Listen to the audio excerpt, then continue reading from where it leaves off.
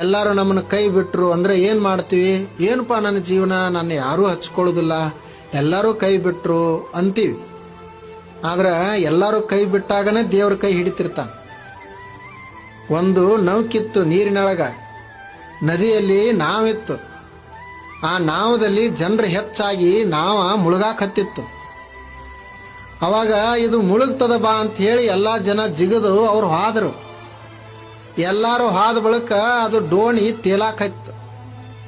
ಇದನ್ನ ಒಬ್ಬ ನೋಡಿದ ಮನುಷ್ಯ, ಅವನನ್ನ ಯಾರೂ ಹಚ್ಕೊಡುದಿಲ್ಲ ಅಂತ ಅವನ್ ನಿರಾಶೆ ಆಗಿದ್ದ. ಎಲ್ಲಾರು ಇದ್ದಾಗ ಅದು ಮುಳುಗಾಕತ್ತಿತ್ತು. ಎಲ್ಲರೂ ಕೈ ಬಿಟ್ಟು ಹಾದ ಬಳಿಕ ತೇಲಾಕತ್ತಿತ್ತು. ಹಂಗ ಸಂಸಾರದೊಳಗ ನಮಗೆ ಯಾರೂ ಹಚ್ಕೊಳ್ಳಿಲ್ಲ ಅಂದ್ರೆ ಹಿಗ್ಗ ಹಚ್ಕೊಳ್ಬೇಕು, ಇನ್ನು ನಾನು ತೇಲ್ತೀನಿ ಅನ್ಬೇಕು, ಇನ್ನು ನನ್ನ ಜೀವನ ಖರೆ ಜೀವನ ಇರುವುದು ಅನ್ಬೇಕು. ಯಾರೇ ಬಾಳ ಹಚ್ಕೊಂಡ್ರು ಅಂದ್ರೆ ಇನ್ನು ಮುಳುಗಿಸ್ತಾರ ಅಂತ ತಿಳ್ಕೊಬೇಕು. ಎಲ್ಲಾರು ನಮ್ಮನ್ನ ಕೈ ಬಿಟ್ರು ಅಂದ್ರೆ ಏನ್ ಮಾಡ್ತೀವಿ? ಏನಪ್ಪಾ ನನ್ನ ಜೀವನ, ನನ್ನ ಯಾರೂ ಹಚ್ಕೊಳ್ಳೋದಿಲ್ಲ, ಎಲ್ಲರೂ ಕೈ ಬಿಟ್ರು ಅಂತೀವಿ.